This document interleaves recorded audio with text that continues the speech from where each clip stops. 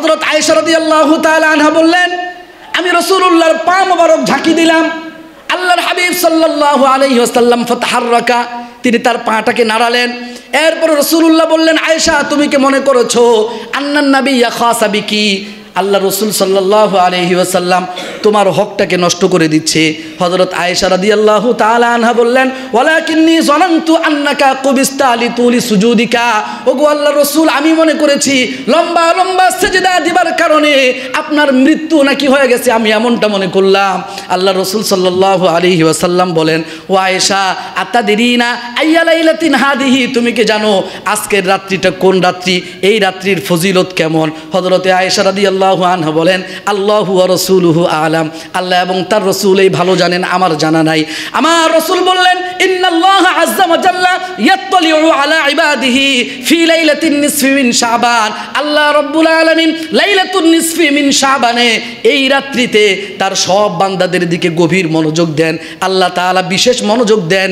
ফায়াগফিরু লিল মুস্তাগফিরিনা ওয়া ইয়ারহামুল মুস্তারহিমিনা ওয়া ইউআখিরু আহলাল হিকদি কামা হুম। আল্লাহ রাসূল বলেন, আল্লাহ তাআলা বিদ্বেষ পোষণকারী ব্যক্তি ব্যতীত আর যত ব্যক্তি আল্লাহর কাছে ক্ষমা চাবে আমার আল্লাহ সবাইকে ক্ষমা করে দিবেন। ওয়ারহামুল মুস্তারহিমিনা, এবং আল্লাহ তাআলার কাছে যদি কোনো ব্যক্তি দয়া চায়, রহম চায়, আমার আল্লাহ তাকে দয়াও করবেন, রহমও করবেন। এই হাদিস থেকে প্রমাণিত হয় আমাদের লাইলাতুন নিসফি মিন শাবান, শাবান মাসে আমরা ইবাদত বন্দেগী করতে পারবো। আমরা কি করব? ধরা বান্দা কোনো ইবাদত না, আমরা নফল নামাজ পড়ব, জিকির আজকার করব, কোরআন তেলাওয়াত করব, কান্নাকাটি করব, তওবা ইস্তেগফার করব, বাস এগুলো আমরা করব। যদি অন্তত এগুলো বেশি পরিমাণে না করতে পারি, এশার নামাজটা জামাতের সাথে পড়ব, ফজরের নামাজটাও জামাতের সাথে পড়ব, পুরো রাত ইবাদতের সওয়াব আল্লাহ পাক আমাদের আমল নামায় দান করবেন। আমার ভাইরা, এমন নফল ইবাদত করা যাবে না যেই নফল ইবাদত করতে গিয়া আমার ফরজ ছুটে যায়।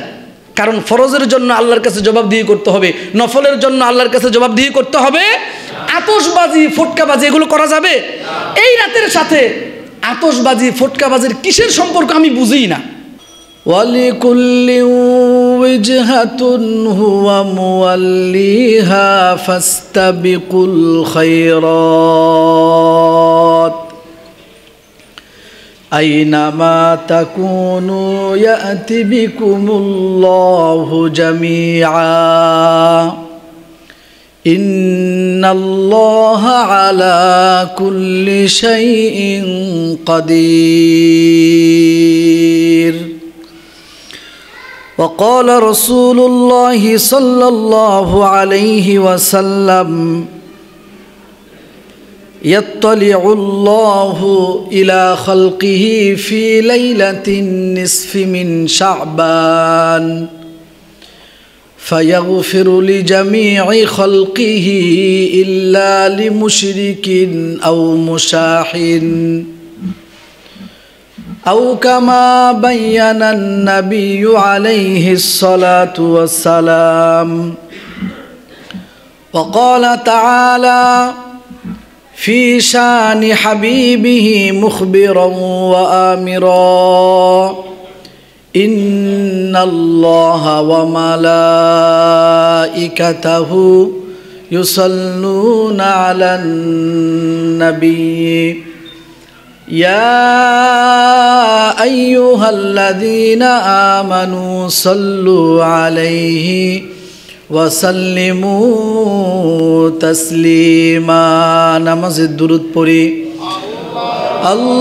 اللهم صل على محمد وعلى آل محمد كما صليت على إبراهيم وعلى آل إبراهيم إنك حميد مجيد. اللهم بارك على محمد وعلى آل محمد كما باركت على إبراهيم وعلى آل إبراهيم إنك حميد مجيد. سبحانك لا علم لنا إلا ما علمتنا إنك أنت العليم الحكيم رب زدني علما رب زدني علما رب زدني علما رب اشرح لي صدري ويسر لي أمري واحلل عقدة من لساني يفقه قولي اللهم علمنا ما ينفعنا وانفعنا بما علمتنا وزدنا منه واجب الاحترام حضرت علماء کرام আজিজ তলাবা এলাকার সর্বস্তরের দিনদার ইমানদার আমার মুসলমান ভাইয়েরা এবং বাবাজিরা আল্লাহ রাব্বুল আলামিনের দরবারে অসংখ্য অগণিত শুকর ও সুজুদ যে মহান রব্বুল আলামিন আমাদেরকে ভালোবেসে মোহাব্বত করে তার ঘরে আসার বসার তৌফিক দান করেছেন দিল থেকে কালিমাতুশ শুকর আদায় করি বলি আলহামদুলিল্লাহ। সম্মানিত মুসল্লিয়ানি কেরাম, দেখতে দেখতে আমাদের একটি বছর পার হয়ে গেল। পবিত্র রমজানুল মোবারক আমরা গত করেছি। আজকে শাবান মাসের 7 তারিখ, সেই হিসেবে 23 কিংবা 22 দিন বাকি আছে। এরপরই মুমিন মুসলমানদের আখেরাতের পুঁজি, আখেরাতের সামানা গুছানোর মাস, গুনাহ মাফির মাস, মাগফিরাতের মাস, রহমতের মাস, নাজাতের মাস। সেটা কোন মাস? রমজানুল মোবারক। আল্লাহ তাআলা আমাদের সবাইকে রমজানুল মোবারক পর্যন্ত হায়াত বাড়িয়ে দিন বলি আমিন। সম্মানিত হাজিরিন, আল্লাহর হাবিব সাল্লাল্লাহু আলাইহি ওয়াসাল্লাম রমজানুল মোবারকের প্রস্তুতি হিসেবে শাবান মাস থেকেই তিনি ইবাদত বন্দেগী করা শুরু করে দিতেন। সুবহানাল্লাহ। রমজানুল মোবারকের সবচাইতে বড় আমল যেটা, সেটা হচ্ছে সিয়াম সাধনা করা, রোজা রাখা, আল্লাহর জন্য ক্ষুধার্ত থাকা। পাতিলের মধ্যে পাতিল ভর্তি ভাত রয়েছে, এরপরে ফ্রিজে ঠান্ডা পানি আছে, শরবত আছে, আরও কত ধরনের হরেক রকমের খাবার পানীয়। এরপরেও বান্দা আল্লাহর সন্তুষ্টির জন্য ক্ষুধার্ত থাকে, আল্লাহর সন্তুষ্টির জন্য জান্নাত পাবার আশায় বান্দা সিয়াম সাধনা করে। এটা হচ্ছে রমজানুল মুবারকের সবচাইতে বড় আমল। ঠিক কি ঠিক না? আল্লাহর হাবিব সাল্লাল্লাহু আলাইহি ওয়াসাল্লাম পুরো শাবান মাস জুড়ে তিনি সিয়াম সাধনা করতেন। হাদিসের মধ্যে আসছে, মুসলিম শরীফের 2699 নম্বর হাদিস, আল্লাহ নবী সাল্লাল্লাহু আলাইহি ওয়াসাল্লাম হযরত আয়েশা সিদ্দিকা রাদিয়াল্লাহু তাআলা আনহা আল্লাহর হাবিব সাল্লাল্লাহু আলাইহি ওয়াসাল্লামের আমল বয়ান করতেছেন। মা রাআইতু রাসূলুল্লাহি সাল্লাল্লাহু আলাইহি ওয়াসাল্লাম সিয়ামা শাহরিন ক্বাত্তু ইল্লা মা রাআইতু রাসূলুল্লাহি সাল্লাল্লাহু আলাইহি ওয়াসাল্লাম ইস্তাকমালা সিয়ামা শাহরিন ক্বাত্তু। আমি আল্লাহ রাসূল সাল্লাল্লাহু আলাইহি ওয়াসাল্লামকে কেবলমাত্র পুরো রমজান একটা মাস রোজা রাখতে দেখেছি, সেটা হলো রমজান মাস। রমজান মাস পুরোটা A to Z আল্লাহর হাবিব সাল্লাল্লাহু আলাইহি ওয়াসাল্লাম রোজা রাখতেন। এটা হচ্ছে পুরো মাস জুড়ে রোজা রাখার একটা মাস।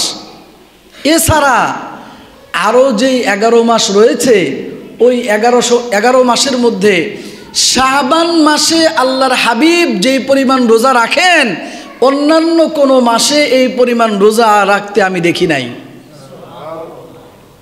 ওমা রাআইতুহু আকসারা মিনহু সিয়ামান ফি শাবান। পুরো মাস রমজানের রোজা তো রাখেন, রমজানের বাইরে সবচাইতে বেশি যেই মাসটায় রোজা রাখেন সেটা হলো শাবান মাস, চলমান মাসটা। তো রমজান মাস ব্যতীত আল্লাহ রসুল সাল্লাল্লাহু আলাইহি ওয়াসাল্লাম যেই সকল মাসে রোজা রাখতেন তার মধ্যে সবচাইতে বেশি রাখতেন শাবান মাসে। আমরা ওই মাসের আজকে 7 তারিখ জুমাবার, আর কিছুদিন পরে আল্লাহ তাআলা আমাদেরকে রমজানুল মুবারক দিবেন। তো এই মাসের, এই শাবান মাসের মধ্যে একটি গুরুত্বপূর্ণ রজনী রয়েছে। এইটাকে আমরা হাদিসের ভাষায় লাইলাতুন নিসফি মিন শাবান বলে থাকি। শাবান মাসের মধ্য রজনী, শাবান মাস 14 তারিখ দিবাগত রাতে, আরবি মাস হিসেবে 14 তারিখ দিবাগত রাত যেটা, সেটাকেই বলা হয় লাইলাতুন নিসফি মিন শাবান, যেটাকে আমরা আমাদের পরিভাষায় বলি শবে বরাত। লাইলাতুল বারাআ, এটাকে আমরা লাইলাতুল বারাআত বলি, মুক্তির মাস। আবার শবে বরাত বলি। বারাআতুন বরাত একই অর্থ, অর্থ হচ্ছে মুক্তি। যেহেতু আল্লাহ তাআলা এই রাতে অনেক মানুষকে ক্ষমা করে দেন, মাফ করে দেন, মুক্তি দান করেন, সেই জন্য এই রাতটাকে বলা হয় মুক্তির মাস, মুক্তি রজনী, লাইলাতুল বারাআ। কেউ কেউ রয়েছেন যারা লাইলাতুল বারাআতটাকে লাইলাতুল কদর, যেটা রমজানুল মুবারকের শেষ দশকের বেজর রাত্রিগুলোতে আল্লাহর হাবিব সাল্লাল্লাহু আলাইহি ওয়াসাল্লাম তালাশ করবার জন্য আমাদেরকে নির্দেশ দিয়েছেন, কেউ কেউ অতিরঞ্জন করতে গিয়ে, বাড়াবাড়ি করতে গিয়ে বলে থাকেন লাইলাতুল কদরের তুলনায় লাইলাতুল বারাআ, অর্থাৎ শবে কদরের তুলনায় শবে বরাতের মর্যাদা অনেক বেশি। এই কথাটা আসলে সহি না। আমার কথা বুঝতে পেরেছেন? যেইটার অবস্থান যেখানে, ওইটার অবস্থান ওখানে রাখতে হবে। আল্লাহ রসুল সাল্লাল্লাহু আলাইহি ওয়াসাল্লাম, আল্লাহ তাআলা আমাদেরকে একটা বিধানের পর্যায়ে যেখানে রাখতে দিয়েছেন আমাদেরকে ওখানেই রাখতে হবে। বাড়ানোরও কোনো সুযোগ নাই, কমানোরও কোনো সুযোগ ইসলামের মধ্যে নাই। কারণ দিন পরিপূর্ণ হয়ে গেছে, এখানে বাড়াবারও কোনো ক্ষমতা নাই, কমানোরও কোনো ক্ষমতা নাই। আল্লাহ তাআলা কোরআনে কারিমে বলেছেন, আল ইয়াউমা আকমালতু লাকুম দীনাকুম, আজকের দিনে আমি আমার ইসলাম ধর্মটাকে পূর্ণতা দান করলাম। ওয়া আতমামতু আলাইকুম নিয়ামাতি, এবং তোমাদের উপরে আমার নিয়ামতগুলোকে আমি আল্লাহ তাআলা পরিপূর্ণ করে দিলাম। ওয়া রাদিতু লাকুমুল ইসলাম দীনা, এবং ধর্ম হিসেবে তোমাদের জন্য আমি আল্লাহ তাআলা ইসলামটাকে নির্বাচন করলাম। তাহলে ইসলাম পরিপূর্ণ নাকি অসম্পূর্ণ? সম্পূর্ণ নাকি অসম্পূর্ণ? সম্পূর্ণ। ইসলামের প্রত্যেকটা বিষয় লিপিবদ্ধ আছে। আপনি কি চান? এ টু জেড, লাইলুহা কানাহারিহা। আল্লাহর হাবিব সাল্লাল্লাহু আলাইহি ওয়াসাল্লাম বলেছেন, ইসলামের প্রত্যেকটা বিষয় স্পষ্ট, এতে কোনো ধরনের অস্পষ্টতা নাই। সুবহানাল্লাহ। আমার রাসূল সাল্লাল্লাহু আলাইহি ওয়াসাল্লাম কখন কোন কাজটা করেছেন, কি বলেছেন দিনের ব্যাপারে, প্রত্যেকটা কথা সংরক্ষিত আছে। আর সংরক্ষণ করেছেন যিনি, তিনি কে? আল্লাহ। আল্লাহ তাআলা নিজে জিম্মাদারি নিয়েছেন। আমার ভাইরা, বাড়াবাড়ি এবং সারাসারির কবলে শাবান, লাইলাতুন নিসফি মিন শাবান। কিছু মানুষ আছে লাইলাতুল বারাআ তথা শবে বরাতকে অস্বীকার করে। শবে বরাত বলতে কিছু নাই, এটা হচ্ছে হুজুরদের বানোয়াট কিচ্ছা কাহিনী, হুজুরদের বানানো কোনো গল্প গুজব না। তারা বলে শাবান মাসের যত হাদিস আছে এই সব হাদিস হলো দুর্বল।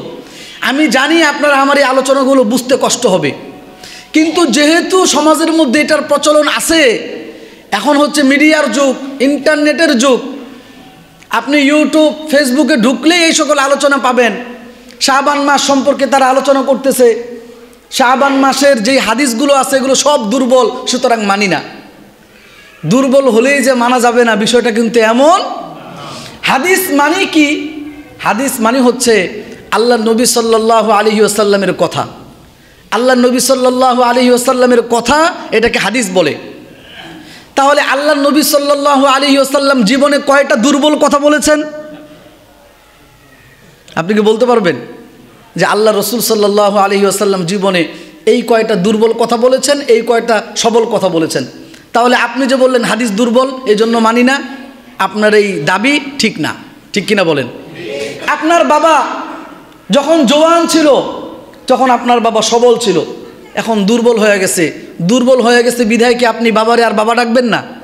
যে বাবা তো দুর্বল হয়ে গেছে, বাবারে আর বাবা ডাকার কি দরকার? বিষয়টা কি এমন? তাহলে আপনার বাবার তুলনায় রসুলের হাদিসের দাম কম না বেশি? আপনার বাবা দুর্বল হওয়ার পরেও যদি আপনি বাবা রাখতে পারেন, আল্লাহর হাবিব সাল্লাল্লাহু আলাইহি ওয়াসাল্লামের হাদিস দুর্বল বলে আপনি প্রত্যাখ্যান করবেন, এটা কোনোদিন হতে পারে না। এটা হচ্ছে ভুল চিন্তা। আসলে এই ভাইরা বুঝেই না, আলেম তো না, আলেমদের সোহবতও আসার চেষ্টা করে না। ওই বাংলা একটা কিতাব পাইছে, বাংলা কয়েকটা চটি বই পাইছে, বলে আমরা কোরআন হাদিস ছাড়া কিছু মানি না। আরে ভাই, আপনি কোরআন হাদিস বুঝেন? ভাই আপনি কোরআন হাদিসই তো বুঝেন না। আপনি বুঝেন কি? বাংলা একটা বই লিখে রাখছে, ওখানে কিছু অনুবাদ করে রাখছে, আপনি অনুবাদ পড়লেন। তো অনুবাদ যিনি করেছেন আপনি তার কথা মানলেন, যিনি অনুবাদ করেছেন তার কথাই তো আপনার মানা হলো। কোরআনে কারিমের তরজমা বঙ্গানুবাদ আমাদের বাংলাদেশে আছে না নাই? সর্বপ্রথম কোরআনে কারিমের অনুবাদ করেছেন, আপনারা অনেকে জানেন যে একজন হিন্দু করেছেন। আসলে এটা ভুল কথা, মিথ্যা কথা। হিন্দু বাংলা কোরআনে কারিমের বঙ্গানুবাদ করে নাই, যিনি করেছেন উনি মুসলমানই ছিলেন। তো যাই হোক, কোরআনে কারিমের বঙ্গানুবাদ বাংলা ভাষায় অনেক পরিমাণে আছে। কোরআনে কারিমের তাফসিরের কোনো অভাব নাই। এক এক তাফসির 200, 300, 500 খণ্ড পর্যন্ত তাফসির। সুবহানাল্লাহ। কোরআনে কারিম, কোরআনে কারিমের এত পরিমাণে ব্যাখ্যা, পৃথিবীর কোনো বইয়ের এই পরিমাণ ব্যাখ্যা আজও পর্যন্ত আসে নাই, ঠিক কিনা বলেন? তাহলে এক একজনে এক এক রকমের ব্যাখ্যা করে, তবে কোরআন সুন্নাহ মতোই করে। যেই ব্যাখ্যাগুলোই করুক, এগুলো কোরআন সুন্নাহ মতো হইতে হবে। কোরআন সুন্নাহর বাইরে গিয়ে যদি কেউ ব্যাখ্যা করে, ওই ব্যাখ্যা সমর্থনযোগ্য না, ওই ব্যাখ্যা আমলযোগ্য না, ওই ব্যাখ্যার উপরে আমল করা যাবে না, ওই ব্যাখ্যা মানা যাবে না। তাহলে কোন ব্যাখ্যাটা কোরআন হাদিস সম্মত আর কোনটা সম্মত না, এতটুকুন যদি এলেম আমার মধ্যে না থাকে, আমি কি পার্থক্য করতে পারবো? আমার ভাইরা, আল্লাহ রসুল সাল্লাল্লাহু আলাইহি ওয়াসাল্লামের, আপনারা, আমি বারবারই বলতেছি, আমি জানি না আপনারা আমার আলোচনা, আজকের আলোচনা কতটুকু নিতে পারবেন। এইটা যেহেতু শাস্ত্রীয় আলোচনা, উলুমুল হাদিসের আলোচনা, এরপরও একটুখানি বোঝানোর জন্য আপনাদেরকে বলি, আল্লাহর হাবিব সাল্লাল্লাহু আলাইহি ওয়াসাল্লামের হাদিসগুলো মোটামুটি যিনি বর্ণনাকারীর যোগ্যতা অনুসারে 3 প্রকার। রসুলের হাদিস 3 প্রকার না, রসুল সাল্লাল্লাহু আলাইহি ওয়াসাল্লামের হাদিসটা বর্ণনাকারীর যোগ্যতা হিসেবে 3 প্রকার। হাদিস 3 প্রকার রসুল হিসেবে, রসুলের কাছ থেকে 3 প্রকারের হাদিস প্রকাশ পেয়েছে, নাকি রসুলের কাছ থেকে যত হাদিস প্রকাশ পেয়েছে সবগুলোর মর্যাদা এক না? এটা বর্ণনাকারী বর্ণনা করতে গিয়া 3 ধরনের হাদিস বয়ান করেছেন। 3 রকমের যোগ্যতা। একটা হলো উন্নত যোগ্যতা, সর্বোচ্চ যোগ্যতা সম্পন্ন বয়ানকারী, বর্ণনাকারী, রাবি, যিনি বয়ান করেন তাকে উলুমুল হাদিসের পরিভাষায় বলা হয় রাবি, বর্ণনাকারী, রেওয়ায়েত, বর্ণনা। আরেকটা হলো মধ্যম পর্যায়ের যোগ্যতা সম্পন্ন বর্ণনাকারী, আরেকটা হলো নিম্ন পর্যায়ের যোগ্যতা সম্পন্ন বর্ণনাকারী। সর্বোচ্চ পর্যায়ের যোগ্যতা সম্পন্ন বর্ণনাকারী যেই হাদিসটা বয়ান করেন, ওই হাদিসটাকে বলা হয় হাদিসে সহি হাদিস। কি বলে? মধ্যম যোগ্যতা সম্পন্ন যেই বর্ণনাকারী বয়ান করেন, ওই হাদিসটাকে বলা হয় হাসান পর্যায়ের হাদিস। নিম্ন পর্যায়ের যোগ্যতা সম্পন্ন ব্যক্তি যেই হাদিসখানা বয়ান করেন, ওই হাদিসটাকে বলা হয় জয়ীফ হাদিস। কি বলে? নিম্ন যোগ্যতা সম্পন্ন নাকি অযোগ্য? একবারে নিম্ন পর্যায়ের যোগ্যতা আছে না নাই? বয়ান করার যোগ্যতা আছে না নাই? যোগ্যতা আছে, তবে সর্বোচ্চ না, মধ্যম না, সর্বনিম্ন। অযোগ্য তো আর না। অযোগ্য হতো যদি মিথ্যুক হয়, যদি জিনার তহমত লাগানো হয়, দোররা খায়। হাদিস ওলামায়ে কেরাম এতটা সতর্কতার সাথে হাদিস গ্রহণ করেছেন, সুবহানাল্লাহ। একদিন আলোচনা করব, আপনারা অবাক হয়ে যাবেন কতটা সতর্কতার সাথে আল্লাহ নবী সাল্লাল্লাহু আলাইহি ওয়াসাল্লামের প্রত্যেকটা কথাকে সংরক্ষণ করা হয়েছে। সুবহানাল্লাহ, আল্লাহু আকবার। আমার ভাইরা, হযরতে ইমাম বুখারী আলাইহির রহমা, আপনারা নাম শুনেছেন ঠিক কিনা? বুখারী শরীফ যিনি লিখেছেন, তিনি বলেন, আমি খোঁজ পেলাম আমার গ্রামের থেকে অমুক গ্রামে 15 মাইল দূরে একজন মুহাদ্দিস রয়েছেন, যিনি হাদিস বয়ান করেন। তিনি বলেন, বুখারী শরীফ লেখবার পূর্বে আমি ওই মুহাদ্দিস সাহেবের বাড়িতে গেলাম, যিনি হাদিস বয়ান করবেন।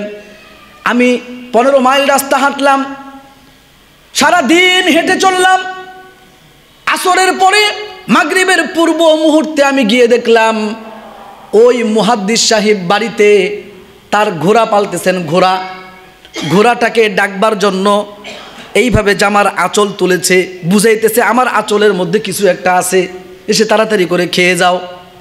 হযরত ইমাম বুখারী আলাইহি রাহমা বলেন, দূর থেকে আমি বিষয়টা লক্ষ্য করলাম, তিনি ঘোড়াটাকে আঁচলের মধ্যে খাবার আছে এই মনে করে ঘোড়াটাকে ডাকতেছেন। এইবার ঘোড়াটাও মনে করলো আঁচলের মধ্যে বুঝি কোনো খাবার আছে। এই অবস্থাটা দেখে ঘোড়াটা এক প্রান্ত থেকে তার কাছে ছুটে এসেছে। যেই মাত্র আসলো আমি দেখলাম তার আঁচলের মধ্যে কিছুই নাই।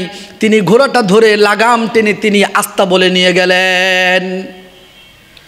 আমার ভাইরা, হযরত ইমাম বুখারী আলাইহি রাহমা এই দৃশ্যটা অবলোকন করার পরে চলে যাচ্ছেন। এবার তার কাছে খবর দেয়া হলো, এই লোকটার নাম হলো ইসমাইল আল বুখারী। ইসমাইল বুখারা প্রদেশ থেকে তিনি এসেছেন। ইসমাইল, তার নাম আবু আবদুল্লাহ ইসমাইল। তিনি তার অঞ্চল থেকে এখানে এসেছেন আপনার কাছে হাদিস নেওয়ার জন্য, কিন্তু তিনি হাদিসটা না নিয়ে চলে যাচ্ছেন। এইবার তাকে জিজ্ঞেস করা হলো, আপনি না হাদিস নেবার জন্য আসলেন, কিসের জন্য আপনি আবার চলে যাচ্ছেন? ইমাম বুখারী আলাইহি রাহমা বলেন, যেই লোকটা একটা সাধারণ ঘোড়া ধরবার জন্য ঘোড়াটার সাথে প্রতারণামূলক আচরণ করতে পারে, ধোকা দিতে পারে, ওই লোকটা রাসূলুল্লাহর হাদিসের ব্যাপারে ধোকা দিবে না, প্রতারণা করবে না, এটার কোনো নিশ্চয়তা নাই। এই লোকটা যেহেতু ঘোড়াটাকে ধোকা দিয়েছে, প্রতারণা করেছে, সুতরাং এই লোকের কাছ থেকে আমি কোনোদিন হাদিস গ্রহণ করব না। একটা আওয়াজ দিয়ে বলেন না, বলেন আল্লাহু আকবার। কতটা এইভাবে হাজার হাজার ঘটনা আছে। রাস্তা দিয়ে হাঁটতেছে মুহাদ্দিস সাহেব, যারা রাস্তায় দাঁড়িয়ে পেশাব করে, রাস্তায় দাঁড়িয়ে দাঁড়িয়ে খায়, অনেক মুহাদ্দিসিনে কেরাম আছেন, তাদের কাছ থেকেও তারা হাদিস গ্রহণ করতো না।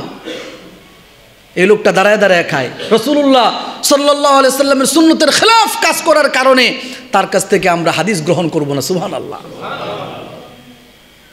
আমার ভাইরা, তাহলে হাদিসের বর্ণনাকারীর যোগ্যতা হিসেবে হাদিস কয় প্রকার? যিনি উচ্চ যোগ্যতা সম্পন্ন ব্যক্তি, উনি যদি কোনো হাদিস বয়ান করেন সেটা হলো হাদিসে সহিহ হাদিস। যিনি মধ্যম পর্যায়ের যোগ্যতা সম্পন্ন ব্যক্তি, উনি যদি কোনো হাদিস বয়ান করেন সেটা হলো হাদিসে হাসান, সুন্দরতম হাদিস। আর যিনি নিম্ন পর্যায়ের যোগ্যতা সম্পন্ন ব্যক্তি, নিম্নমানের যোগ্যতা সম্পন্ন, একবারেই নিচের যোগ্যতা সম্পন্ন ব্যক্তি, তার হাদিসটাকে বলা হয় জয়ীফ। এইবার এই 3 প্রকারের হাদিস 3টা কাজে লাগে। 3 প্রকারের হাদিস কয়টা কাজে লাগে? সব প্রকারের হাদিস সব প্রকারের কাজে লাগে না। মুহাদ্দিসিনে কেরাম এটাকে বিভক্ত করে দিয়েছেন, পার্থক্য করে দিয়েছেন, নির্ধারণ করে দিয়েছেন কোন প্রকারের হাদিস কোন কাজে লাগবে। আমি জানি আপনারা আমার এই শাস্ত্রীয় কথা আলোচনা কতটুকু বুঝবেন, আমি জানি হয়তো আপনারা বুঝবেন না, এরপর আলোচনা করতেছি একটু আপনাদের ধারণা দিবার জন্য। আমার ভাইরা, আকীদাগত বিষয় সাব্যস্ত করবার জন্য, আকীদাগত বিষয়, আকীদা বিশ্বাস সম্পর্কিত বিষয়গুলোকে সাব্যস্ত করবার কাজে সহিহ হাদিস ব্যবহার করা হয়। আকীদা বিশ্বাস, এই আকীদা যদি পোষণ করে তাহলে সে মুসলমান থাকবে, এই আকীদা যদি পোষণ না করে তাহলে লোকটা কাফের হয়ে যাবে। তাহলে একজন মানুষ কাফের হওয়া, একজন মানুষ মুসলমান হওয়া, এটাকে খুব ছোট বিষয় না, অনেক বড় বিষয়। আপনি একজন মুসলমানের কাফের বলে দিবেন, আবার একজন কাফেরকে আপনি মুসলমান মনে করা শুরু করবেন, এইটার কোনো সুযোগ নাই। কাফেরকে কাফেরই বলতে হবে। কুল ইয়া আইয়ুহাল কাফিরুন, আল্লাহ পাক বলেছেন হে নবী বলুন, কুল হে নবী বলে দিন, ইয়া আইয়ুহাল কাফিরুন, হে কাফের সম্প্রদায়। তাহলে আল্লাহ তাআলা আমাদেরকে কাফেরদেরকে কাফের বলে ডাকতে নির্দেশ দিয়েছেন। কাফেরদেরকে কাফের বলে ডাকতে নির্দেশ দিয়েছেন কে? আল্লাহ। আল্লাহ রাসূল সাল্লাল্লাহু আলাইহি সাল্লাম বলেছেন, শোনো, যেই লোকটার মধ্যে কুফরি নাই, যেই লোকটা কাফের না, তুমি যদি তারে অনর্থক কাফের বলো তাহলে ওই কুফরি কথাটা তোমার দিকে চলে আসবে। এজন্য যেই লোকটা কাফের না, একবারে দলিল প্রমাণ উপস্থিত হলে পরেই একজন লোককে আপনি কাফের সাব্যস্ত করতে পারেন, নচেত বলতে পারেন না, এই অনুমতি শরীয়ত আপনাকে দেয় নাই। কিন্তু যেই লোকটার ব্যাপারে কুফরি প্রকাশ পেয়ে গেছে ওই লোকটাকে আবার মুসলমান বলার কোনো সুযোগ, প্রকাশ্যে শিরকি কর্মকাণ্ড করে এই লোকটা কুফরি করলো বাট কাফের হয়ে গেছে এটা বলা যাবে না। মনে করেন মূর্তি পূজা হয় কি হয় না, পূজার সময় আমাদের অনেক নেতা খেতারা দেখবেন ওখানে গিয়ে শুভেচ্ছা জানায়, এই লোকটা কুফরি করলো। এই লোকটা কি করলো? শুভেচ্ছা জানানো, এই বড়দিনে শুভেচ্ছা জানানো, উইশ করা, এরপরে হচ্ছে বিভিন্ন মূর্তি পূজায় গিয়া শুভেচ্ছা জানানো, এগুলো হলো কুফরি কাজ। এগুলো কি কাজ? এখন তো মূর্তি পূজা চলতেছে না, চলতেছে, চললে তখন আবার মনে করতো যে আমি মানে কি থেকে কি মনে করে বসে। একটা কথা বলতে গেলে 1000 বার চিন্তা করে বলতে হয়, 10 জন মানুষ তো দেখা যাবে, এরপরও এত চেষ্টা ফিকির করি, এরপর আরেকজনের গায়ে লেগেই যায়, এই লোক রাগই হয়ে যায়। রাগ হলেও তো কিছু করার নাই। আজকে হয়তো আপনার কাছে খারাপ লাগতেছে, কিন্তু আমার এই কথাটা যদি আপনার মেমোরিতে থাকে একটা না একটা সময় আপনি তওবা করবেন, ঠিক কিনা বলেন? তাহলে ঈমান ভঙ্গের কারণ আছে, মৌলিকভাবে ঈমান ভঙ্গের 10টা কারণ আছে। কয়টা কারণ? 10টা। যাই ওদিকে আমি যাচ্ছি না। আমার ভাইরা, বলতেছিলাম আকীদা বিশ্বাস সম্পর্কিত বিষয়গুলো সাব্যস্ত করার ক্ষেত্রে সহিহ হাদিস কাজে লাগে, আর আমল সাব্যস্ত করার ক্ষেত্রে হাসান পর্যায়ের হাদিস কাজে লাগে। আমল আপনি একটা আমল করবেন, এই আমলটা করার ক্ষেত্রে হাসান পর্যায়ের হাদিস প্রয়োজন হয়, আর আমলের ফজিলত সাব্যস্ত করবার জন্য জয়ীফ হাদিস কাজে লাগে। শবে বরাত সম্পর্কে যতগুলো হাদিস বয়ান হয়েছে বেশিরভাগ হাদিস জয়ীফ, আর এগুলো হচ্ছে শবে বরাতের ফজিলত সম্পর্কিত, শবে বরাতের আমল সম্পর্কিত না। শবে বরাতের আমল সম্পর্কিত যেটা, সেটা আবার হাসান পর্যায়ের হাদিস। তাহলে আমরা বুঝতে পারলাম শবে বরাতের সব হাদিস জয়ীফ, সুতরাং মানি না, এই কথা বলা কি ঠিক হবে? ওই যে বলেছিলাম বাবা যদি দুর্বল হয় আপনি বাবারে মানেন না, এই কথা যেমন ঠিক না। বাবা সবল হলেও বাবা, দুর্বল হলেও বাবা, সুস্থ থাকলেও বাবা, অসুস্থ থাকলেও বাবা, হাদিস যে প্রকারেরই হোক না কেন, যেহেতু এইটা রাসূল করিম সাল্লাল্লাহু আলাইহি ওয়াসাল্লামের মুখ নিঃসৃত, তার জবান থেকে বের হয়েছে, সুতরাং সেইটা মানতে হবে, না মানার কোনো উপায়। আমার ভাইরা, এবার আমরা একটু সামনে যাই। আমরা বলেছিলাম হযরতে আয়েশাতু সিদ্দিকা রাদিয়াল্লাহু তাআলা আনহা তিনি বলছেন, মা রাআইতু রাসূলুল্লাহি সাল্লাল্লাহু আলাইহি ওয়াসাল্লাম ইস্তাকমালা সিয়ামা শাহরিন কাত্তু ইল্লা রমজানুল মুবারকে। আল্লাহর হাবিব সাল্লাল্লাহু আলাইহি ওয়াসাল্লাম পরিপূর্ণ রমজানুল মুবারক তিনি রোজা রাখতেন। ওয়া মা রাআইতুহু ফি শাহরিন আকতারা মিনহু সিয়ামান ফি শাবানা। রমজানের বাইরে অন্য কোনো মাসে রসুলুল্লাহকে ওই পরিমাণ রোজা রাখতে দেখি নাই, শাবান মাসে রসুলুল্লাহকে যেই পরিমাণ রোজা রাখতে দেখেছি। তাহলে আল্লাহর হাবিব সাল্লাল্লাহু আলাইহি ওয়াসাল্লাম শাবান মাসে বেশি পরিমাণে রোজা রাখতেন। এটা হচ্ছে মুসলিম শরীফের 2691 নম্বর হাদিস। আবু দাউদ শরীফের 2431 নম্বর হাদিসে হযরতে আয়েশা রাদিয়াল্লাহু তাআলা আনহা বলেন, কানা আহাব্বুশ শুহুরি ইলা রাসূলিল্লাহি সাল্লাল্লাহু আলাইহি ওয়াসাল্লাম আশ-শাবান আইয়াসুমাহু শাবানা।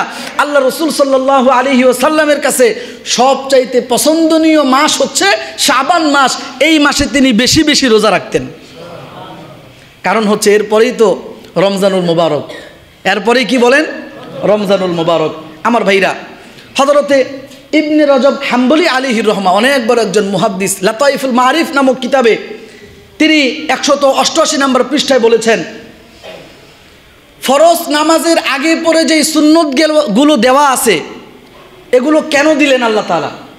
ফরজ তো আমরা জুমার নামাজ 2 রাকাত ফরজ পড়ব, এছাড়া যখন জোহরের নামাজ আদায় করি তখন ফরজ কয় রাকাত পড়ি? 4 রাকাত। এর আগে 4 রাকাত সুন্নত, পরে 2 রাকাত সুন্নত, মাঝখানে 4 রাকাত ফরজ। আল্লাহ তাআলা জুমার নামাজে আমাদের জন্য 2 রাকাত নামাজ ফরজ করেছেন, কিন্তু আরও ওয়াজিব 2টা জিনিস আছে। একটা আছে, ওইটা হলো খুতবা। জুমার নামাজের যেই খুতবা, আমাদের অনেক ভাইদেরকে আমি দেখি যখন নামাজ দাঁড়ায় তখন আসে, আরে ভাই আপনি অন্যান্য দিনে 4 ওয়াক্ত 4 রাকাত নামাজ পড়তেছেন ফরজ, আর জুমার দিনে আপনি মাত্র পড়তেছেন 2 রাকাত। আর যে 2 রাকাত ওইটা হলো 2 খুতবা। ওই 2 খুতবা 2 রাকাতের স্থলাভিষিক্ত, সুতরাং ওই 2 খুতবা মনোযোগ সহকারে শোনা এটা ওয়াজিব। হযরত ইবনে রজব হাম্বলি আলাইহির রহমা বলেন, ফরজগুলোর আগে এবং পরে আল্লাহ তাআলা আমাদের জন্য সুন্নত এবং নফলের ব্যবস্থা করে দিয়েছেন। কারণ হলো সুন্নত এবং নফলের মাধ্যমে আল্লাহ তাআলা ফরজের মধ্যে যদি কোনো ত্রুটি হয় ওই ত্রুটিগুলোর ক্ষতিপূরণ করবেন আগে পরের সুন্নতগুলোর মাধ্যমে। আমরা আগে যে সুন্নতটা পড়লাম, ফজরের আগে 2 রাকাত সুন্নত পড়েছে, সুন্নত মুআক্কাদা, অনেক শক্তিশালী সুন্নত। ওই সুন্নতে মুআক্কাদার মাধ্যমে আমাদের ফরজের মধ্যে যদি কোনো ত্রুটি হয়ে যায় তাহলে আল্লাহ তাআলা ফরজের ত্রুটিগুলোকে দূর করে দিবেন। সেই হিসেবে আল্লাহ তাআলা রমজানুল মুবারক দিয়েছেন। রমজানুল মুবারকের আগের মাসের নাম হলো শাবান, রমজানুল মুবারকের পরের মাসের নাম হলো শাওয়াল। শাওয়াল মাসেও আল্লাহ তাআলা রাসূলুল্লাহর মাধ্যমে আমাদের জন্য 6টা রোজার ব্যবস্থা করে দিয়েছেন। 6 রোজা, সিত্তাতুম মিন শাওয়াল, শাওয়ালের 6 রোজা আছে। আবার শাবান মাস পুরোটা আল্লাহর হাবিব রোজা রেখে উম্মতদেরকে বুঝাইতেছেন, শুনে নাও শাবান মাসের মধ্যেও রোজা আছে, শাওয়াল মাসের মধ্যেও রোজা আছে, রমজানের আগেও রোজা, রমজানের পরেও রোজা, যাতে করে রমজানুল মুবারকে তোমাদের রোজাগুলো আল্লাহ তাআলা পরিপূর্ণভাবে সওয়াব দান করেন। কোনো ত্রুটি যদি থেকে যায় শাবান এবং শাওয়ালের রোজার মাধ্যমে রমজানের ত্রুটিগুলোকে আল্লাহ তাআলা দূরীভূত করে দিবেন। তাহলে শাবান মাসে আমাদের রোজা রাখার দরকার আছে না নাই? আমার ভাইরা, আমাদের যে সকল ভাইয়েরা শাবান মাসটাকে অস্বীকার করেন, তাদের এই অস্বীকার করাটা কি ঠিক আছে? ঠিক নাই। কারণ আমি আপনাদেরকে যে হাদিসখানা বয়ান করলাম এটা হলো সহিহ ইবনে হিব্বানের, যে হাদিসটা আমি খুতবায় পড়েছি, 5665 নম্বর হাদিস, সহিহ ইবনে হিব্বান। আমরা একাধিকবার বলেছি যে শুধু বিশুদ্ধ গ্রন্থ আমরা সিহা সিত্তা বলে 6টা গ্রন্থকে বুঝি, বুখারী, মুসলিম, তিরমিজি, আবু দাউদ, নাসাই, ইবনে মাজাহ, মুয়াত্তা মালিক, কেউ বলেছেন মুয়াত্তা মুহাম্মদ, মুয়াত্তা মালিক। এছাড়া আরও অনেক হাদিসের কিতাব আছে যেগুলো বিশুদ্ধ, সহিহ ইবনে হিব্বান, সহিহ ইবনে খুজাইমা, এগুলোও বিশুদ্ধ গ্রন্থ। সহিহ ইবনে হিব্বানের 5665 নম্বর হাদিস। কত নম্বর হাদিস বলেন তো? যদি পারেন একটু হাদিস নাম্বারটা মুখস্থ করবেন। 5665 নম্বর হাদিস। এই 5665 নম্বর হাদিসে আল্লাহর, এটা সহিহ হাদিস, সহিহ ইবনে খুজাইমার, সহিহ ইবনে হিব্বানের হাদিস। আল্লাহর হাবিব সাল্লাল্লাহু আলাইহি ওয়াসাল্লাম বলেন, ইয়াত্তালিউল্লাহু ইলা খালকিহি ফি লাইলাতিন নিসফি মিন শাবান। আল্লাহ পাক লাইলাতুন নিসফি মিন শাবান তথা শবে বরাতে এই রজনীতে প্রথম আসমানে চলে আসেন, বান্দাদের দিকে বিশেষ মনোযোগী হন এবং প্রত্যেক বান্দাকে আল্লাহ তাআলা ক্ষমা করে দেন। ইল্লা আলী মুশরিকিন আও মুশাহিন, 2 প্রকারের মানুষকে আল্লাহ তাআলা ক্ষমা করেন না। এক প্রকারের মানুষ হলো যে আল্লাহর সাথে শিরক করে, মূর্তি পূজায় অংশগ্রহণ করে, আল্লাহর সাথে যায়া নামাজও পড়ে, আবার ওই শহীদ মিনারে গিয়া ফুলও দেয়। এমন আছে না নাই? মুসলমান জানেই না, বিরত থাকবে কোত্থেকে, না শুনতে আর না বলতে আমরা ভুলেই গেছি। জানলেই না, এরপরে মানার চেষ্টা করতো। আপনি যে শহীদ মিনারে ফুল দিলেন, কারে দিলেন? একটা খাম্বারে দিলেন। এরপরে কতক্ষণ গিয়ে 1 মিনিট নীরবতা পালন করলেন, 1 মিনিট নীরবতা পালন করলেন। আমরা নামাজে নীরব হয়ে থাকি না? কার জন্য থাকি? তা আপনি তো শহীদ মিনারে গিয়া কয়েকটা ওইখানে যে দাঁড়ায় রয়েছে খাম্বা পূজা, এরা কি পূজা? খাম্বা পূজা। ওরা করে মূর্তি পূজা, আপনি মুসলমান হয়ে করেন খাম্বা পূজা। কথা ঠিক কিনা বলেন? এটা হলো মুশরিক। শিরককারীকে আল্লাহ তাআলা ক্ষমা করবেন না। আল্লাহ রাসূল সাল্লাল্লাহু আলাইহি ওয়াসাল্লাম বলেছেন, লাইলাতুন নিসফি মিন শাবান, এই শাবানের রজনীতে আল্লাহ তাআলা তার সব বান্দাদেরকে ক্ষমা করবেন, কিন্তু মুশরিক যারা শিরক করে এদেরকে আল্লাহ ক্ষমা করবেন না।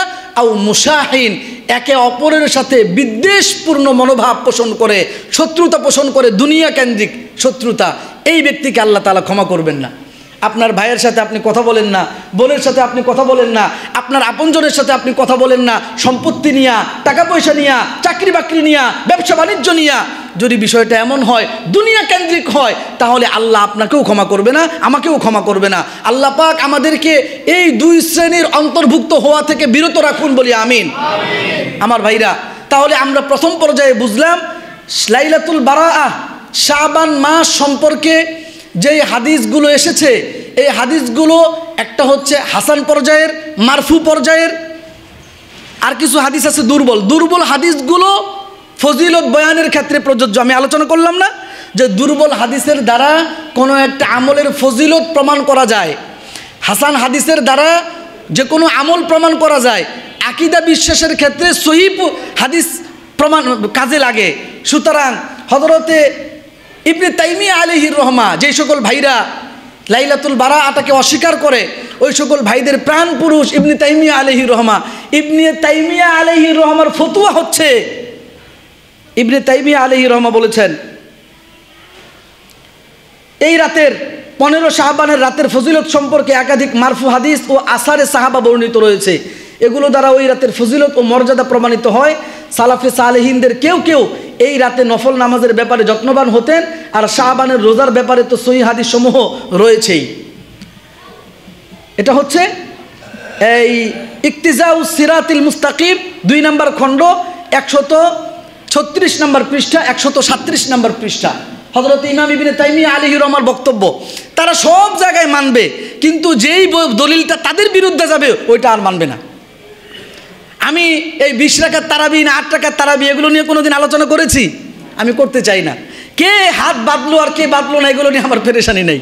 আমাকে অনেকেই বলেছে, হুজুর আপনার মুসল্লিদের মধ্যে অনেকে হাত উঠায় নামায় জোরে আমিন বলে। আমি বলি, ভাই, হাত উঠানামা করারও হাদিস আছে, উঠানামা না করারও হাদিস আছে। আমিন জোরে বলারও হাদিস আছে, আমিন আস্তে বলারও হাদিস আছে। আমিন জোরে বলা আর আস্তে বলা নিয়ে পিটাপিটি করার দরকার নাই, শেষে এই লোক নামাজেই ছেড়ে দিবে। সুতরাং আমাদের চিন্তা ভাবনা করতে হবে যে এই লোকটা নামাজ পড়ে না, ওই লোকটাকে নিয়ে। কথা বলেন ঠিক কিনা? আমরা যদি এগুলো নিয়ে পিটাপিটি করি তো থার্ড পারসন ওই মুশরিকরা যেমনি মারতেছে এমনি মার খাইতে হইব। বাকি এক একজনের কাছে এক এক আমল উত্তম। হযরত ইমাম আবু হানিফা আলাইহির রহমা সহ অনেক উলামায়ে কেরাম আছেন, তারা বলেছেন নামাজের মধ্যে নীরবতা কাম্য। ওয়াকুমু লিল্লাহি কানিতিন, আল্লাহ পাক বলেছেন তোমরা নাড়াচাড়া না করে খুব সুন্দর করে নামাজ পড়ো। তো যেটা না করলেই না ওইটা আমরা করব, আর যেটা না করলেও এইটার প্রমাণ আছে বা না করাটা উত্তম। উত্তম অনুত্তমের মাসালা। কেউ কেউ বলেছেন আমিন জোরে বলা উত্তম, কেউ কেউ বলেছেন আমিন আস্তে বলা উত্তম। কোনো সমস্যা নেই, জোরে মন চাইলে জোরে বলেন, আস্তে মন চাইলে আস্তে বলেন। তবে জোরের অর্থ কি এই আমিন, এটা জোরে? আপনি জোরে বলতেছেন মানে আপনি নিজে শুনলেন, আশপাশ থেকে 2-1 জন শুনলো আমিন। আর কিছু আছে একবারে এখানে ইমাম সাহেব বারান্দায় দাঁড়াইছে, তো জোরে বলতে হবে, পুরো মসজিদ কাঁপায় দেয়, এমন আছে না নাই? এই লোক হাদিসের উপর আমল করে না, এই লোক বিশৃঙ্খলা সৃষ্টি করার চেষ্টা করতেছে। কথা বলেন ঠিক কিনা? এই লোকটাকে সুন্দর করে বুঝাইতে হবে, ভাই এইভাবে জোরে বলতে হয় না। আর কিছু ভাইরা আছে কথায় কথা আসতেছে কি, এখন তো এই ফ্যানগুলো সব বন্ধ, দেখা যায় আমরা যে নামাজের মধ্যে আত্তাহিয়াতু পড়ি, এটাকে আস্তে পড়তে হবে না জোরে পড়তে হবে? আস্তে পড়া। আস্তে পড়া মানে কি? আস্তে পড়া মানে হচ্ছে এমনভাবে আপনি পড়বেন যে আপনি বুঝতেছেন আপনি পড়তেছেন। আপনি বসে থাকলেন, কল্পনা করতেছেন এটার পরে এটা, এটার পরে এটা, তাহলে কিন্তু হবে না। আস্তে পড়ার অর্থ হলো আপনার জিহ্বা নড়বে। মনে মনে পড়ার অর্থ কি? জিহ্বা নড়বে, জিহ্বা নড়বে, আপনার জিহ্বা নড়তেছে, এটা হলো আস্তে আস্তে পড়া। যদি জিহ্বাই না নড়ে তাহলে কিন্তু পড়া হবে না। এখন যদি আপনি এমন জোরে পড়লেন ইমাম সাহেবও শুনে, আশপাশ থেকে সবাই শুনে, এটা কিন্তু সমস্যা। এটা হয়তো অনেক ভাইরা বুঝে না, তাদেরকে বুঝাই দিতে হবে। অনেক সময় নামাজও ভেঙে যাবে। আপনি আজকে জানার পর থেকে যদি এরপরও জোরে জোরে পড়েন তার নামাজ ভেঙে যাবে। কারণ আস্তের জায়গায় আস্তে পড়া, জোরের জায়গায় জোরে পড়া, এটা ওয়াজিব। ইমাম সাহেব জোরের নামাজের যে রাকাত 4 রাকাত এগুলোতে কেরাত আস্তে পড়বেন। এখন যদি আস্তের জায়গায় জোরে পড়ে, এটা ভুলে পড়ে ফেললে সাউসেদে দিতে হবে, ওয়াজিব তরক হয়ে গেছে। আর যদি ইচ্ছাকৃতভাবে আস্তের জায়গায় জোরের জায়গায় আস্তে পড়ে, তাহলে নামাজই ভেঙে যাবে। আমার কথা বুঝতে পারছেন ভাইরা? আমার ভাইরা, তো বলতেছিলাম যে আমরা এগুলো নিয়ে পিটাপিটি করব না। তো হযরতে ইবনে তাইমিয়া আলাইহির রহমা তিনি বলেছেন শবে বরাত সম্পর্কে যেই সকল হাদিস বর্ণিত হয়েছে এগুলো শবে বরাতের ফজিলত বয়ান করার ক্ষেত্রে নির্ভরযোগ্য, কোনো সমস্যা নেই। আমার ভাইরা, আমি আপনাদেরকে শুআবুল ঈমানের 3554 নম্বর হাদিসখানা শোনাবো। এই ব্যাপারে আমরা এই রাত্রিতে কি আমল করব। হযরতে আয়েশাতু সিদ্দিকা রাদিয়াল্লাহু তাআলা আনহা অনেক বড় মুহাদ্দিসা, এমন একজন সাহাবিয়া মহিলা, এমন একজন নারী, তিনি হচ্ছেন আমাদের মা। বলেন না আলহামদুলিল্লাহ। হযরত আয়েশাতু সিদ্দিকা রাদিয়াল্লাহু তাআলা আনহার কাছে অনেক বড় বড় সাহাবায়ে কেরাম গিয়ে ধর্ণা ধরতেন, আম্মাজান আপনি আমাদেরকে এই হাদিসটার ব্যাখ্যা একটু জানায়া দেন। কারণ রাসূলুল্লাহ সাল্লাল্লাহু আলাইহি ওয়াসাল্লামের সাথে আপনার পারিবারিক সম্পর্ক আছে। আল্লাহ রাসূল সাল্লাল্লাহু আলাইহি ওয়াসাল্লামের যে সকল হাদিস পরিবার কেন্দ্রিক, স্বামী স্ত্রী কেন্দ্রিক, এগুলো বেশিরভাগ হাদিস হযরত আয়েশা রাদিয়াল্লাহু আনহা থেকে প্রকাশ পেয়েছে, বর্ণিত হয়েছে। আয়েশা রাদিয়াল্লাহু আনহার কাছে সাহাবায়ে কেরাম এসে বলতেন, আয়েশা তো সিদ্দিকা আম্মা জান, আপনি আমাদেরকে হাদিসটার ব্যাখ্যা বলে দেন। এমন কি জলিলুল কদর সাহাবী হযরত ওমর বিন খাত্তাব রাদিয়াল্লাহু তাআলা আনহু আয়েশা রাদিয়াল্লাহু আনহার কাছে গিয়ে এসে হাদিসের ব্যাখ্যা, মাসালার ব্যাখ্যা জানতেন। সুবহানাল্লাহ।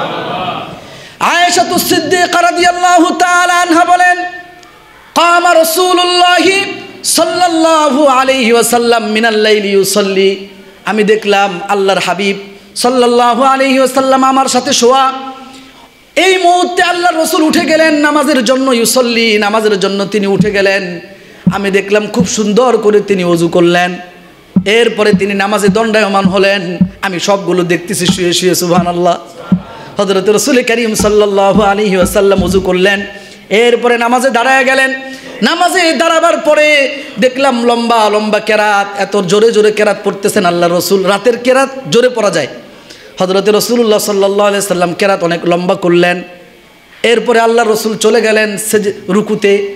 দেখলাম কেরাত যেই পরিমাণ লম্বা করেছেন, যেই পরিমাণ সময় নিয়ে তিনি কেরাত পড়লেন, দাঁড়িয়ে দাঁড়িয়ে কেরাত পড়লেন, তার থেকে অনেক বেশি পরিমাণে রুকুর মধ্যে তিনি সময় দিলেন।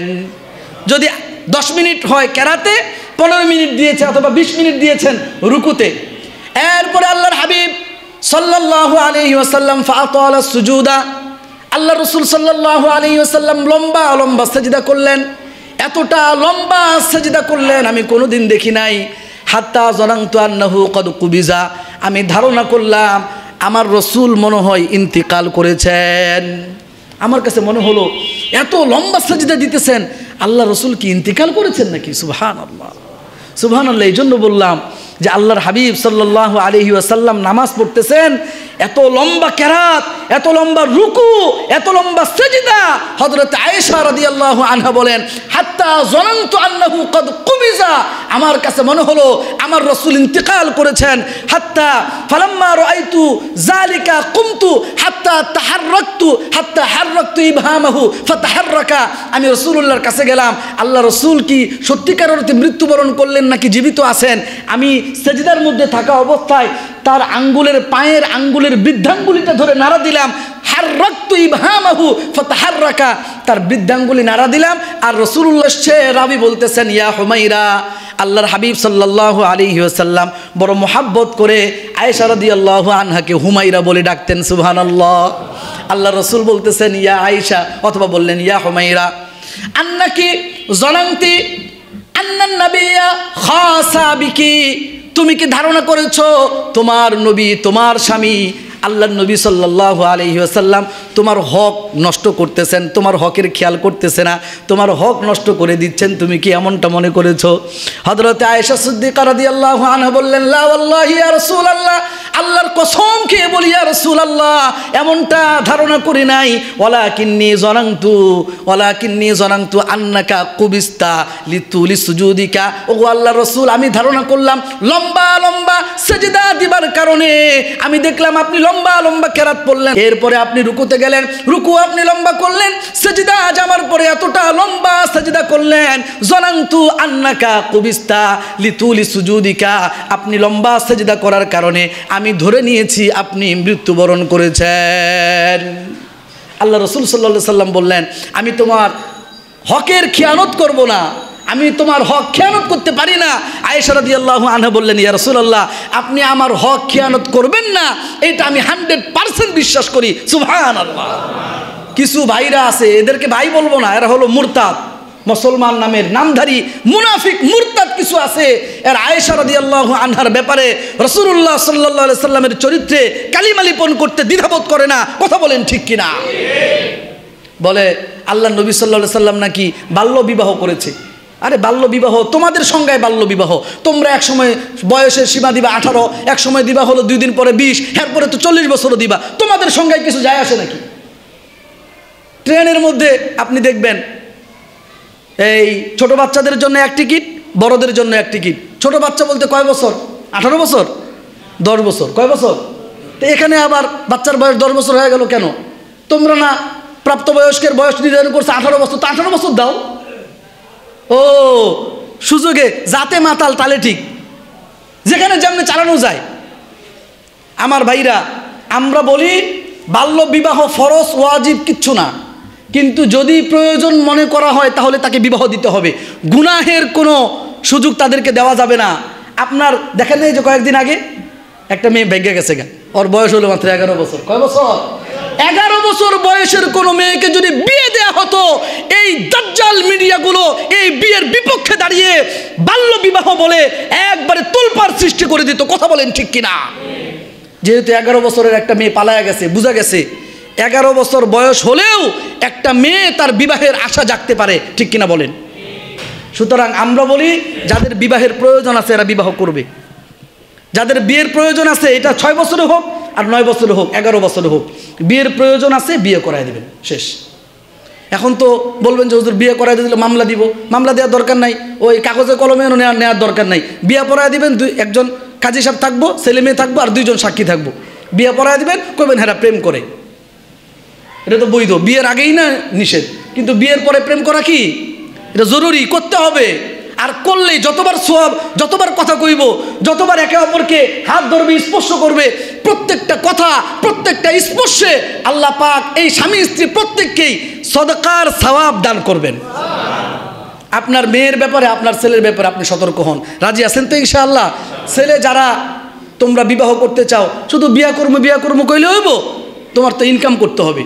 তুমি তোমার বউরে যেহেতু বিবির একটা জিম্মাদারি নিবা, তো বিবিরে ভরণ পোষণের জিম্মাদারি তোমার আছে না, কাজকর্ম করে এরপরে আব্বা আম্মাকে দেখাও, আব্বা আম্মা আমি যদি বিয়ে করি আমার খরচও আমি ইনশাল্লাহ চালাইতে পারবো, আমার বিবিরও আমি খরচ চালাইতে পারবো, এমন কাজকর্ম করে তুমি দেখাও, ইনশাআল্লাহ আমি আশা করি আমাদের কোনো পিতামাতা আজকের পর থেকে নিষেধ করবে না, ঠিক কিনা বলেন?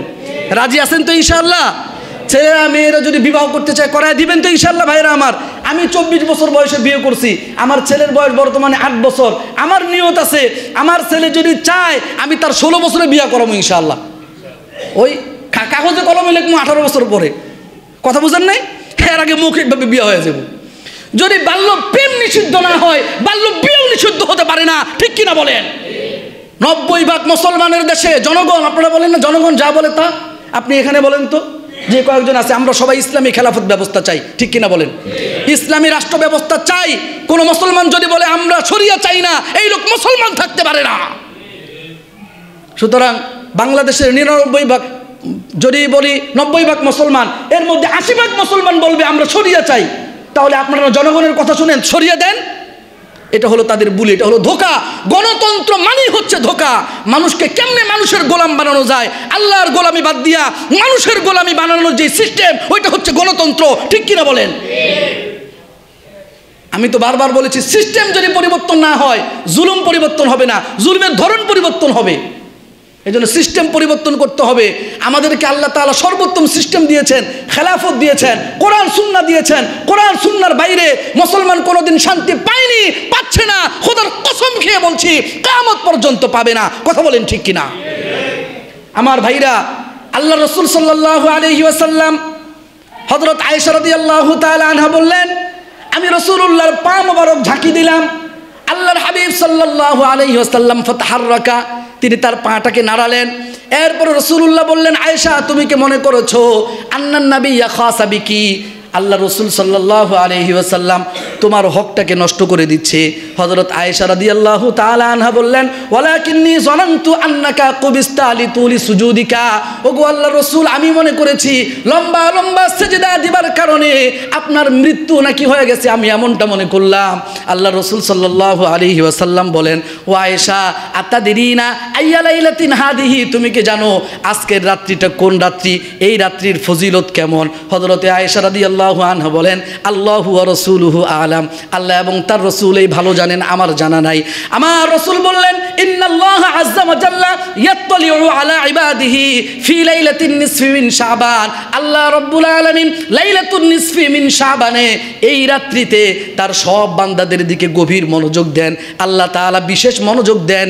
ফায়াগফিরু লিল মুস্তাগফিরিনা ওয়া ইয়ারহামুল মুস্তারহিমিনা ওয়া ইউআখিরু আহলাল হিকদি কামা হুম। আল্লাহ রাসূল বলেন, আল্লাহ তাআলা বিদ্বেষ পোষণকারী ব্যক্তি ব্যতীত আর যত ব্যক্তি আল্লাহর কাছে ক্ষমা চাবে, আমার আল্লাহ সবাইকে ক্ষমা করে দিবেন। ওয়ারহামুল মুস্তারহিমিনা, এবং আল্লাহ তাআলার কাছে যদি কোনো ব্যক্তি দয়া চায়, রহম চায়, আমার আল্লাহ তাকে দয়াও করবেন, রহমও করবেন। এই হাদিস থেকে প্রমাণিত হয় আমাদের লাইলাতুন নিসফি মিন শাবান মাসে আমরা ইবাদত বন্দেগী করতে পারবো। আমরা কি করব?